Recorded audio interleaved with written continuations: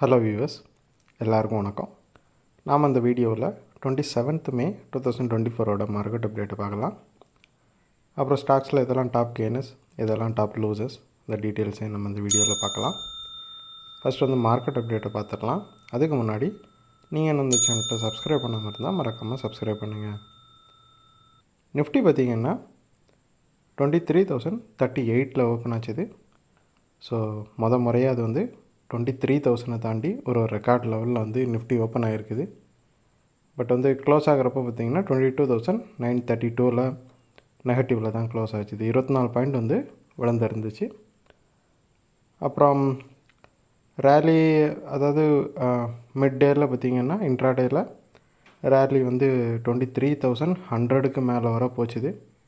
அதுக்கப்புறம் மறுபடியும் ஃபால் ஆகி 22,900 வரைக்கும் கீழே போயிட்டு மறுபடியும் 932 வந்து க்ளோஸ் ஆச்சுது. ஸோ ரொம்பவே ஒலட்டைலாக தான் இருந்துச்சு நிஃப்டி. ஒலட்டைலிட்டி இண்டெக்ஸும் வந்து பார்த்திங்கன்னா 23 கிட்ட போயிடுச்சு. ஸோ மார்க்கெட் வந்து எலெக்ஷன் ரிசல்ட் வர்றது வரைக்கும் இந்த மாதிரி சாப்பியாக இருக்கிறதுக்கான வாய்ப்புகள் தான் அதிகம். கிஃப்ட் நோட்டு பார்த்திங்கன்னா 6 பாயிண்ட் மைனஸில் தான் காட்டுது.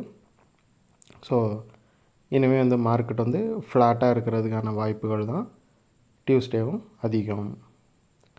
அதே மாதிரி புட்கால் ஓப்பன் இன்ட்ரெஸ்ட் பார்த்தோம் அப்படின்னா ஸ்டில் வந்து வெள்ளிக்கிழமை சொன்ன அதே ரேஞ்சில் தான் இருக்குது மார்க்கெட்டு.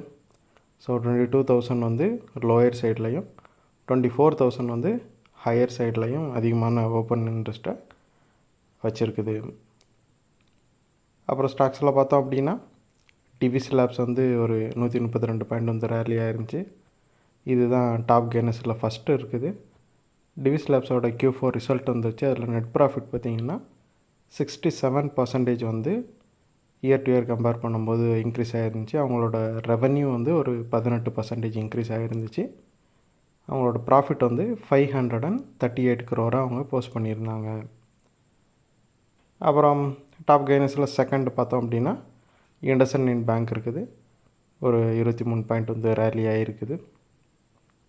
இண்டஸ்இண்ட் பேங்க் பார்த்திங்கன்னா ஒரு 7 to 8 மந்த்து லோக்கே போயிடுச்சு. அதுக்கப்புறமா கொஞ்சமாக ரெக்கவரி ஆகிட்டுருக்குது. இந்த டைமில் பார்த்திங்கன்னா பேங்க் ஸ்டாக்ஸ் எல்லாமே வந்து இன்றைக்கி ஒரு நல்ல ரேலியை கொடுத்துச்சு. இன்றைக்கி மட்டும் இல்லை, ஒரு லாஸ்ட் ஒரு 2-3 செஷனாகவே வந்து பேங்க் ஸ்டாக்ஸ் எல்லாமே வந்து நல்ல ரேலியை கொடுத்துட்ருக்குது. அதோட ஒரு இம்பேக்ட்லேயும் இண்டஸ்இண்ட் பேங்க் வந்து கொஞ்சமாக ரேலியாக இருக்குது. அதே மாதிரி ஆக்சிஸ் பேங்க்கும் ஒரு 13 பாயிண்ட் ரேலியாக இருந்துச்சு. இது வந்து டாப் கெய்னர்ஸில் தேர்ட் இருக்குது. ஆக்சிஸ் பேங்க் பார்த்தோம் அப்படின்னா ஒரு 52 வீக்கு ஹையில் இப்போ இருக்குது. ஸோ இதுவும் வந்து சேம் அந்த பேங்கிங் செக்டாரில் நடந்த ரேலியோட இம்பேக்டில் தான் ஆக்சிஸ் பேங்க்கும் ரேலியாக இருந்துச்சு. அப்புறம் டாப் லூசர்ஸில் வந்து தேர்ட் யார் இருக்கான்னு பார்த்தோம்னா கிராசிம் இருக்குது. அது ஒரு 50 பாயிண்ட் வந்து விழுந்துருந்துச்சு. கிராசிம் வந்து ரிசல்ட்டு போஸ்ட் பண்ணியிருந்தாங்க, Q4 ரிசல்ட்டு. அதில் வந்து நெட் ப்ராஃபிட் வந்து 39% இயர் டு இயர் இன்க்ரீஸ் ஆகிருக்கிறதாகவும் அவங்களோட ப்ராஃபிட் வந்து 1,908 crore இருக்கிறதாகவும் சொல்லியிருந்தாங்க. ரெவன்யூ வந்து ஒரு 13% வந்து ரைஸ் ஆகிருக்குது போன இயரை கம்பேர் பண்ணும்போது. அது மட்டும் இல்லாமல் இது 52 வீக் ஹை கிட்ட தான் இருந்துச்சு. ஆனால் என்னென்னு பார்த்தோன்னா இந்த ரிசல்ட் வந்து பெருசாக மார்க்கெட்டை வந்து அட்ராக்ட் பண்ணலை. மார்க்கெட் வந்து எஸ்டிமேட் என்ன பண்ணிச்சோ அதை விட கம்மியான ரிசல்ட்டை தான் வந்து இவங்க போஸ்ட் பண்ணியிருக்கிறதா சொல்கிறாங்க.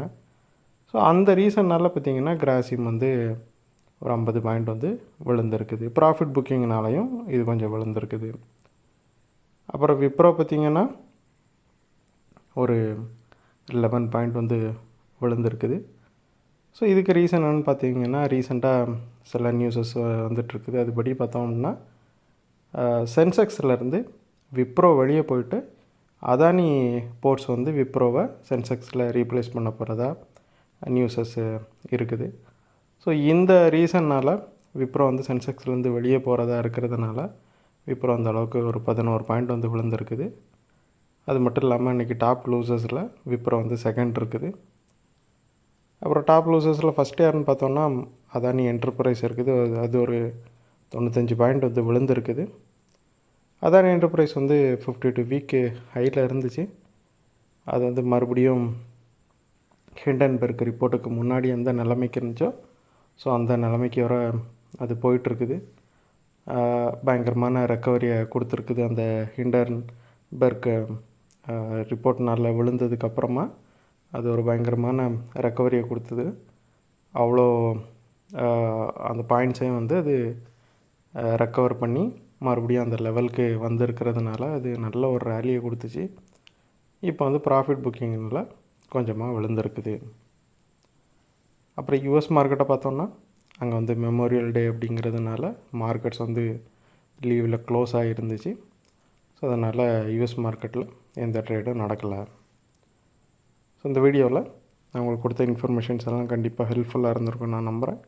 இது உங்களோட ஃபியூச்சர் ட்ரேடிங் செஷனுக்கு கண்டிப்பாக ஹெல்ப் பண்ணும். இந்த வீடியோ உங்களுக்கு பிடிச்சிருந்துச்சின்னா லைக் பண்ணுங்கள், ஷேர் பண்ணுங்கள், மறக்காமல் சேனலுக்கு சப்ஸ்கிரைப் பண்ணுங்கள். அப்படியே அந்த பெல் ஐக்கானை கிளிக் பண்ணிங்கன்னா டெய்லி அப்டேட்ஸ் தவறாமல் கிடைக்கும். தேங்க்ஸ் ஃபார் வாட்சிங்.